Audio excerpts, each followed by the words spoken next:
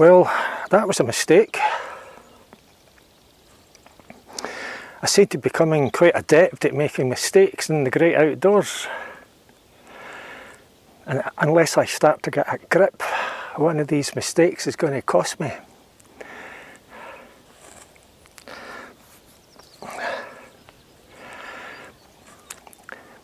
This is a follow-on of my last video.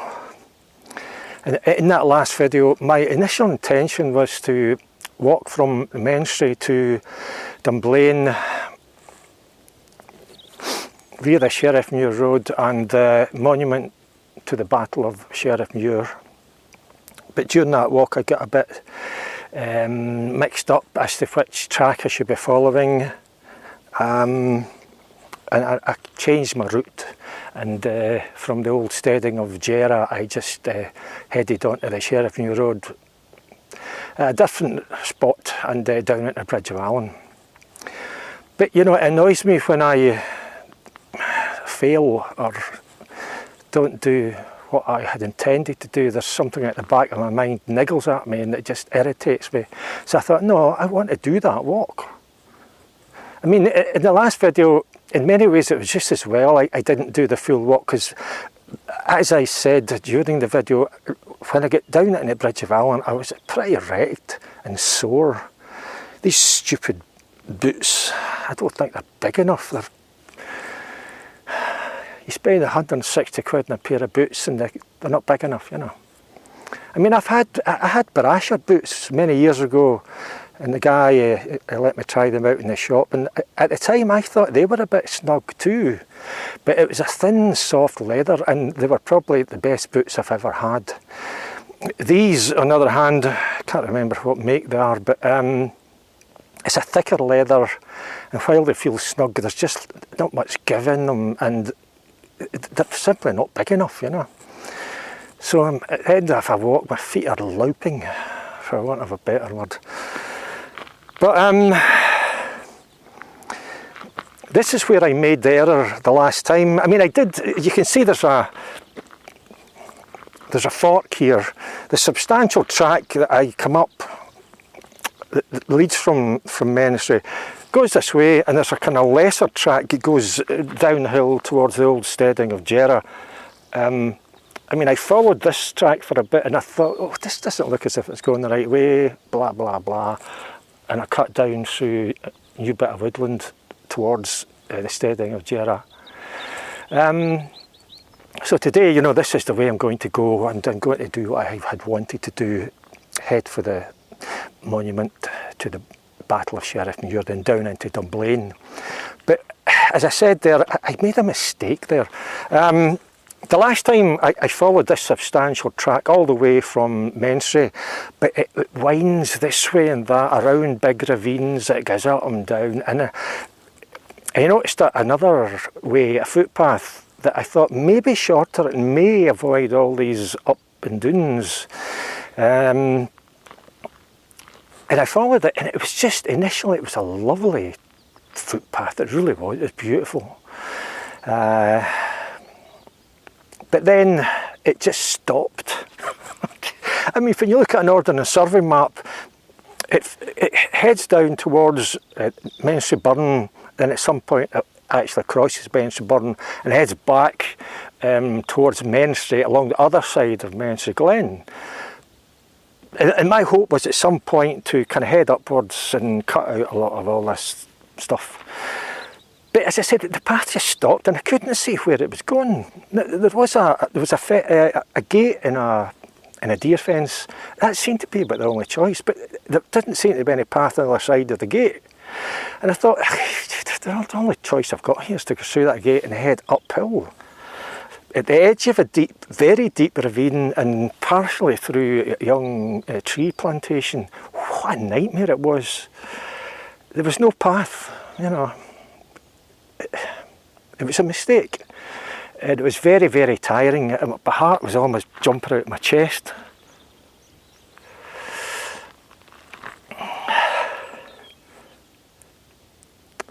And the thing about that path was that in the early stages of the path, 3 joggers came towards me, So they had been on that path as well. One of them was an older woman.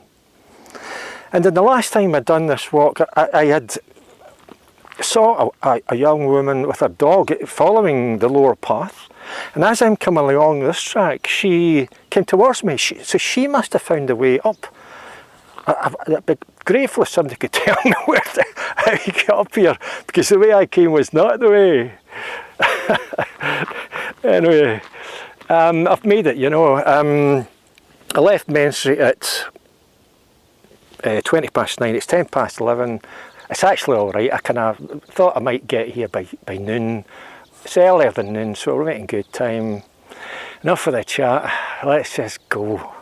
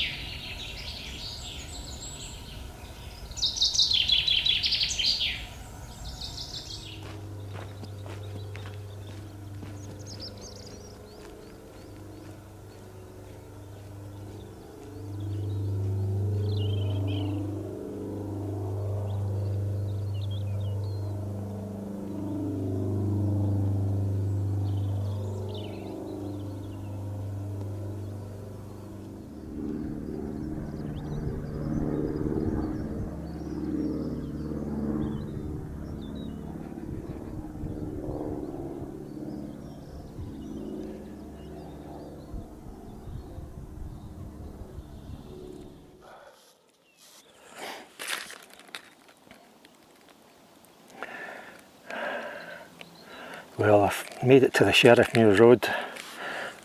The white building in the background that you may be able to see used to be the Sheriffmuir Inn, but it stopped being an inn a good while back. I think it's now just somebody's house. I could murder a few beers. It was a nice inn, you know. a real kind of adventure, walking way out here, having a few beers, then waddling back to civilization. It was lovely. I missed that inn. Yeah.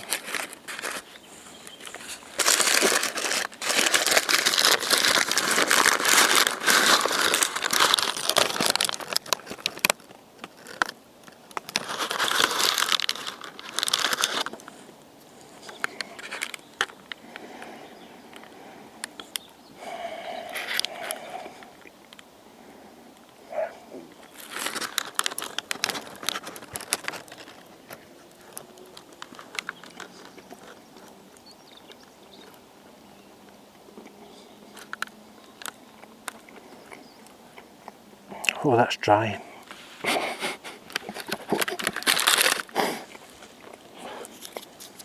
I sweated buckets. I need fluid.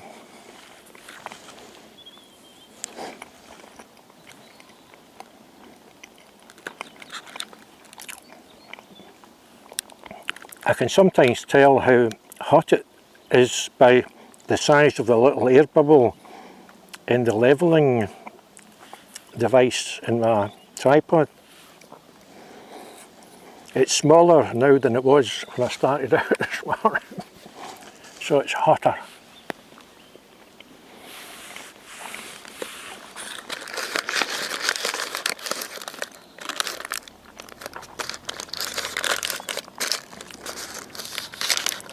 Just coming along the track there, it sort of reminded me a bit of some of the long distance walks I used to do.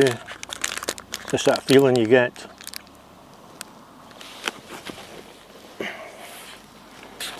Because I've never been on this track before, and you always have a little bit of you're never completely sure, you know, you're in a place you're not familiar with, you're taking in the scenery, but just at the back of your mind, you're always sort of, you just feel, I'm not sure if on the edge is the phrase, you're not totally relaxed because you want to make sure that you are on the right track. And at some stage on such a track, everything seems to fall into place and you can see things. For example, I saw what used to be the Sheriffmuir Inn from a good while, way up there somewhere. And I suddenly realised that everything was looking good, and I could sort of relax, you might say, because there was a few, not forks in the track, there was a few branches off it. You would maybe need to be a bit careful, you know, not go the wrong way.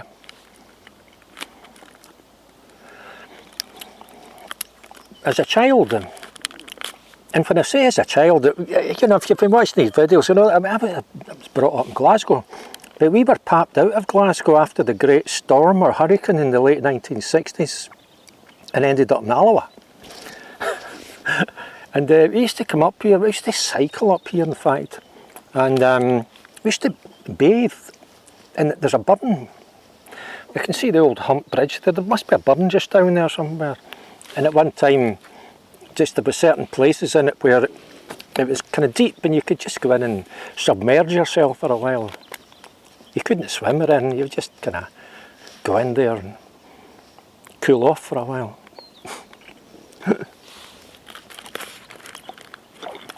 And it was actually on the Sheriffmuir Road when I was a wee boy that I fell off my bicycle.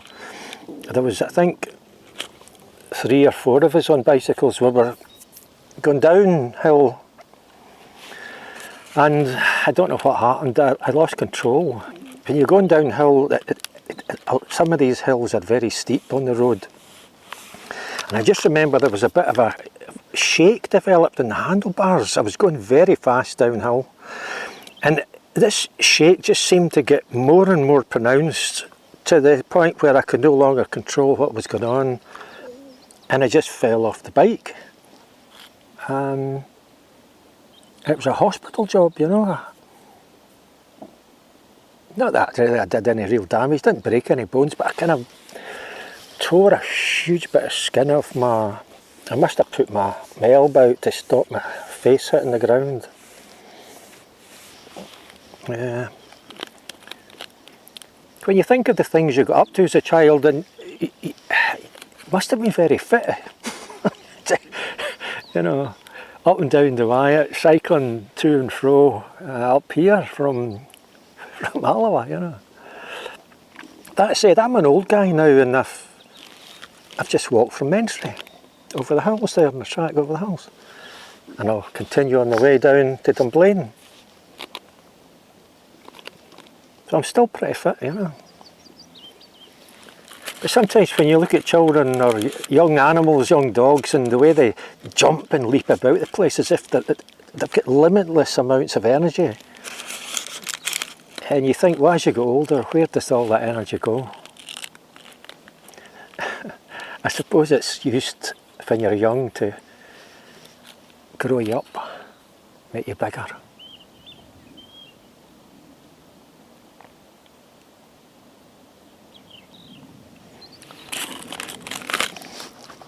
I shaved a few days ago. I've usually had I usually got about a bit of stubble. I shaved and I suddenly realised how handsome I looked. But I also realised that I had developed jowls. When you're young, nobody says to you, okay, listen, when you get old you'll develop jowls. Just to let you know, so you're aware of that. So I'm thinking, oh my God, I've got jowls, bits of skin hanging down here.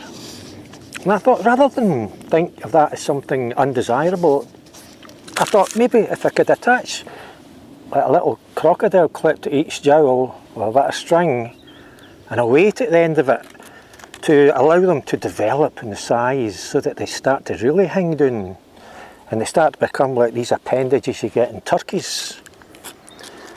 And as we swan around the streets, I could swing them about the shop. It'll be like a badge of old age. And we could have jowl competitions to see who has the longest jowls, to see who could swing them in the most elaborate manner.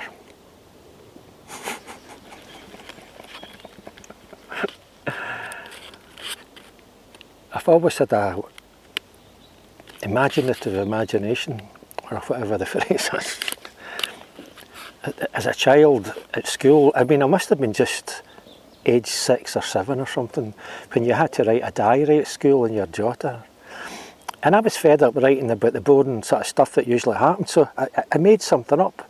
I wrote about a fire in a shipyard and people getting burned to death and all this sort of stuff. And the teacher called me out in front of to her desk at the front of the class, and I had to say that no, I just made it up, you know. Maybe I was meant to be an author. Yeah. Anyway, I'm going to eat this very, very dry pie, which I got in the Scotmid store in Menstrie, which is a good store. You know, they've got their bottled ales on a shelf and not in the fridge, and that is a little detail that shows that somebody there is really on the ball. Well done, Scotmid. So as I say, we'll eat this. I'll head for the monument to the Battle of Sheriffmuir. I'll see you shortly.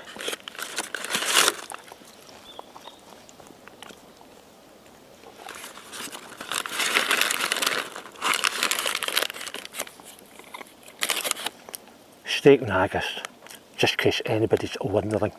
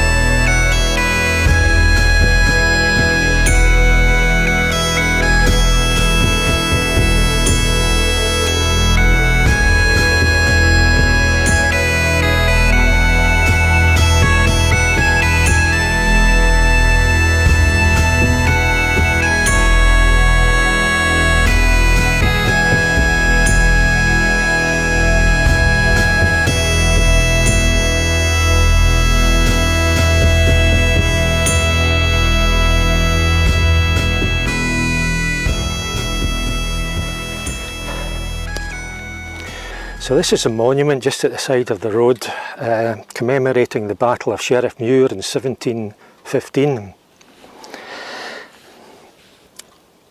It was a battle between Jacobites under the command of the Earl of Mar and the British troops under the command of the Earl of Argyll.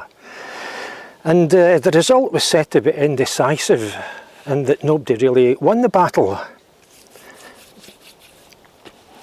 I mean, there is a verse that a lot of us will come to think of when we think of the battle.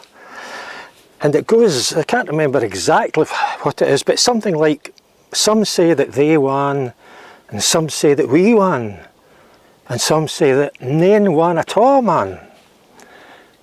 It basically just says that, you know, somebody said that they won the battle, somebody said that we won it, but in actual fact nobody won it at all. And it was indecisive. And, you know, it's a verse that sort of almost makes light of the battle, makes it light-hearted, and perhaps brings to mind images of troops and soldiers cavorting about on a moor, prancing on horses, or sort of moving about on foot and doing their best to avoid each other and to avoid conflict. And that's far from the truth, because something of the order of 600 men died during this battle. And I think we sometimes forget that.